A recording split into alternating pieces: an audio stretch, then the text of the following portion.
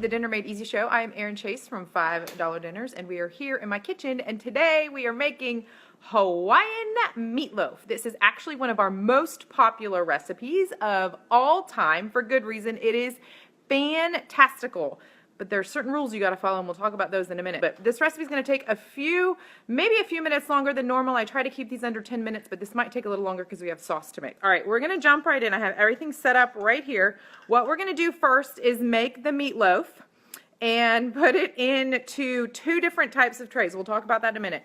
Then we're going to make the sauce. Then I'm going to talk about how to make this freezer friendly, how to cook it, how to make it freezer friendly. So let's get started because this is a lot to talk about. Okay, here's what we're going to do first. I've got the 2 pounds of ground beef already in the this bowl, and we're going to add in a drained can of crushed red peppers. Listen to me. Crushed pineapple. Oh, I'm draining a little bit. Crushed pineapple is going in. I'm going to drain it because we need this pineapple juice, and if a little of the pineapple gets in there, that's okay. We need this to make the sauce. It's going to sweeten up the sauce a little bit. This is like a saucy glaze. Sorry, the shadows are funny. Okay, I'm not going to super drain it. Hang tight with me, sorry. Okay, I'm going to finish draining this. Yeah, that would be super spicy. Okay, definitely not gonna do crushed red peppers in this one. It doesn't need it, although it wouldn't be terrible because it's kind of a sweeter meatloaf. Okay, if you don't like meatloaf, this is one to try. If you don't like things with cooked fruit, don't worry. You won't even know, okay? I'm serious. You will not know. Okay, I'm draining this a little more. Crushed pineapple is kind of funny to drain. If you have like a little colander or strainer, you could use that, but I'm not going to.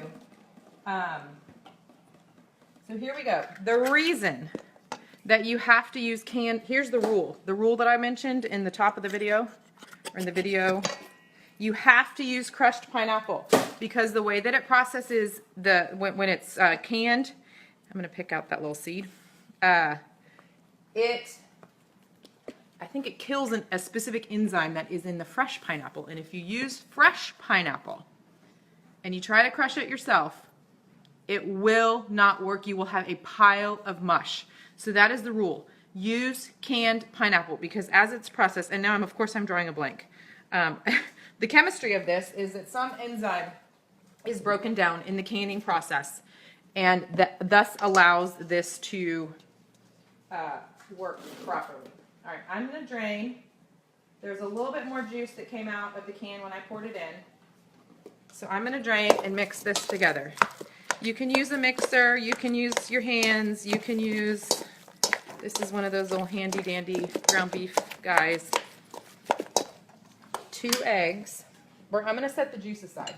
We're going to make that in a minute. 2 eggs. Somebody can Google the chemistry enzyme reaction that happens. If you drop a link, or I can look it up later, but there's like an actual chemical reaction that maybe doesn't happen if you don't use. I like this little handy tool for making meatloaf. Then you don't have to get your hands all messy. Also use it for browning ground beef in a skillet as well. All right, we need to add, all right, so we have 2 pounds of ground beef. Let's do a quick recap. 2 pounds of ground beef, 1 20-ounce can of crushed pineapple. Has to be canned pineapple. The rule, Jessica, is you cannot use fresh or it will turn into mush. Because of the chemical, there's an enzyme that breaks down in the processing of the canned pineapple that allows this to work in a meatloaf. This is Hawaiian meatloaf. 2 pounds of ground beef, 2 eggs, 20-ounce can of crushed pineapple drained. We have the juice saved over here for our sauce. Now we're adding in a cup of breadcrumbs. I would do plain. You maybe could do Italian season, but I don't really think so because the flavors in this are not super Italian-y. It wouldn't be. If that's the only thing you had, I would use it. It wouldn't be the worst thing in the world, but I think plain would be better. Low salt and pepper, and that's all that's going in the meatloaf. The kicker in this one is the sauce, and we'll do that in a minute. You can see the brown sugar in the top of the frame maybe. I'm just adding a little. You can always season later to taste. Hawaiian meatloaf is what we're making if you're just joining us. And the rule is you must use canned pineapple. You must. Trust me. Don't try it. You will waste dinner and have a mushy mess on your hand. All right. This recipe will make 2 loaf pans worth. So if you're in a time pinch, it'll make 2 of these loaf pans. If you're in a time pinch, I highly recommend one of these. I'm going to switch this here in a second. The reason I say that is because meatloaf can take like, I don't know, an hour, hour and 15 minutes to be ready, depending on how, you know, kind of tall it is in your loaf pan. If you need it faster, you can cook it in either a like 9x13 tray and just make it flatter. It won't take as long to cook through. Or you can cook it in these muffin tin wells. It also doesn't take as long to cook through these muffin tins. The muffin tin one I just showed you would be ready in about 30 minutes. And I'll talk about the cooking of the baking of these here in just a second. So I'm tonight gonna do 1 loaf pan and 1 set of muffin tins. So we're just gonna see how many of these we can get out of here. Just like you would with muffins, you could use an ice cream scooper, I suppose. I'll just keep using this spoon because it's what I have out. This, if you're wondering about this pan, because I know someone's gonna ask, this is the Wilton Brownie Pan. If you go on Amazon, and I can drop a link later, this is the Wilton Brownie Pan. I use it for square muffins and for things like this, egg muffins, like egg baked muffins, this meatloaf. Ooh, this is gonna end up being the perfect amount. Okay, I'm gonna evenly divide this up here. So that is gonna make, here we go. Here's what we have. Here's what that made. Can you guys see all of that in my frame? This frame is different. I switched last week. Can you make this in a bundt pan? I don't see why not. You just might need to adjust the cooking time, Lori, to make sure that it cooks all the way through. You know, so a loaf pan, this loaf pan is going to take an hour. I'll tell you about that in a minute. And then this one won't take near as long. I got to get this evenly divided here. All right. So let's talk before we get to baking part. Let me talk about freezing meatloaf. I have a link and I will drop it here about freezing meatloaf. You can do meatloaf 2 ways in the freezer. You can freeze it raw, or you can cook it, let it cool completely, and then freeze it. To freeze these raw, what you don't want to happen is your pan to get stuck in the freezer, unless you don't care, or you're not going to leave them in there that long. Then you could just freeze it all like this. Thaw, bake. You could cover it if you need to bake from partially thawed. If you are going to like this, I would not leave my loaf pan in the freezer. I use my loaf pans a lot for baking. I would not want this left in the freezer. So what I would have done is lined this with foil and then put the meatloaf inside. So foil large enough to then wrap it and cover it. So you're lining it with foil. Then you can freeze this. Then once it's frozen, you can kind of turn the pan upside down and take the meatloaf and the foil out, put the meatloaf and the foil into a baggie or other container and keep it in your freezer that way. When it's time to cook it, pull it out of the baggie, peel the foil off. I would not bake it in the foil. You can. I don't prefer to do it that way. Peel the foil off and put the frozen loaf back into this loaf pan. It will fit because that's the loaf pan we froze it in. So in theory, it should fit back in here. Let it thaw and then bake it. So that's how I personally freeze meatloaf, and I will drop a link to that. So line with foil. If you're doing a loaf, wrap it up in foil once it's frozen, peel the foil off, put the frozen loaf back into the pan, let it thaw, and then bake it. You could, in theory, do the same thing, but that seems like a lot of trouble for all these little meatloaves. I would even freeze this and then just take a knife to each one of these individual ones. These are all the same size, so they'll fit back into these.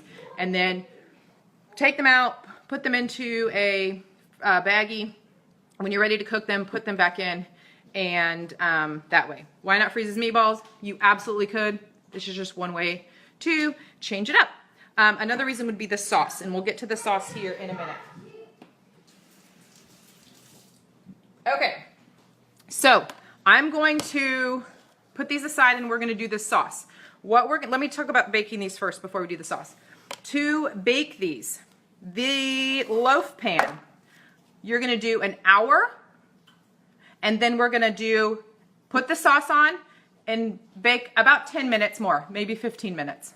So an hour, sauce, plus 10 minutes. That's for the loaf pan. For the muffins, or for a smaller, like if you put these into a 9x13 or a 7x11, so these are, they're shorter. Let's just call them shorter.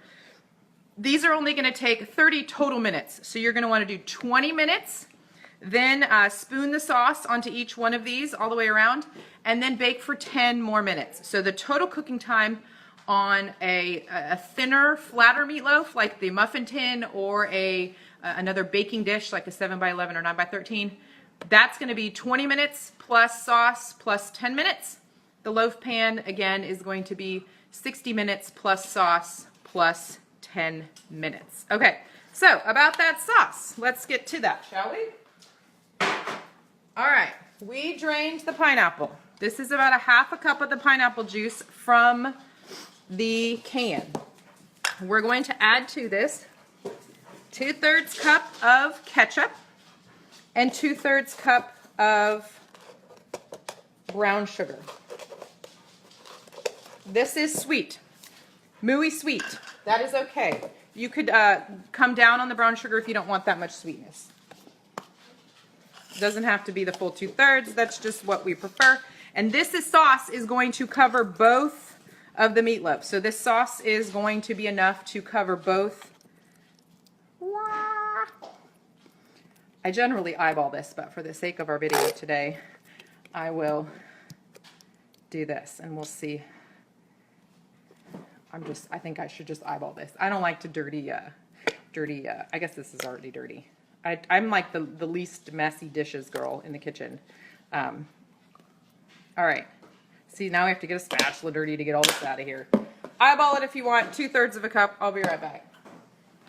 So we're just going to let this sit. I'll just put it in the fridge until it is ready to go.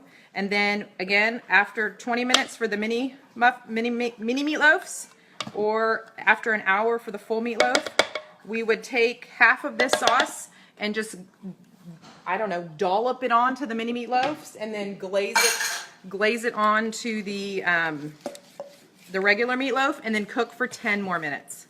So we'll stir it up now. You'll want to stir it up right before you add it again, but just spoon it right on the top, and then it'll bake for 10 more minutes and add a nice layer of sweetness right on top of the meatloaf. The meatloaf is already slightly sweet, but it's not super sweet. If you're just joining us and you're wondering what the heck this is, this is our Hawaiian Santa. Oh my gosh, that's perfect. This is Hawaiian Santa for our Hawaiian meatloaf. I don't know where this guy came from. All right, so Hawaiian Santa is going to head back to the tree. I'm going to put these things in these meatloaf trays into the oven. We are going to bake our full meatloaf of Hawaiian meatloaf for an hour, add sauce plus 10 minutes, and then we are going to, I'll glaze the mini meatloafs after 20 minutes, let them cook another 10 minutes, and we will enjoy our Hawaiian meatloaf for dinner. I hope you guys enjoy this recipe. I'm going to drop the link and a couple of other things that I shared on the video here in just a couple of minutes, so be on the lookout for that as well. And I hope you enjoy this. If you make this later on this week or next week, please let me know what you think about it. It's one of our most popular recipes, and I hope that you have a good rest of your week. We will be back again on Wednesday, I'm hoping, for a little bit of a different show next week. Next week's show, we actually have our local news station coming over to the house. We're going to be making a couple of holiday dishes. And so I think what I'm going to do is kind of do a little behind the scenes during one of the recipe shoots. I'm not exactly sure how it's going to work, but I'm hoping to just set my phone on a tripod over here in the corner, and you can kind of watch as David and I put together one of these holiday recipes for you guys, and then it will air at a later time here in San Antonio. But we're going to tape at my house next week. So next week's show is going to be a little bit different. It'll be a little bit of recipe and a little bit of behind the scenes. So that will be happening about this time next Wednesday, sometime in the afternoon, 4:35, 5:30. I'm not really sure. We never know how these shoots go like this. And so I just wanted to give you guys a little behind the scenes and share some recipe ideas with you as well. So Hawaiian meatloaf, I'm dropping the link here in a minute, and we will chat with you guys again next week.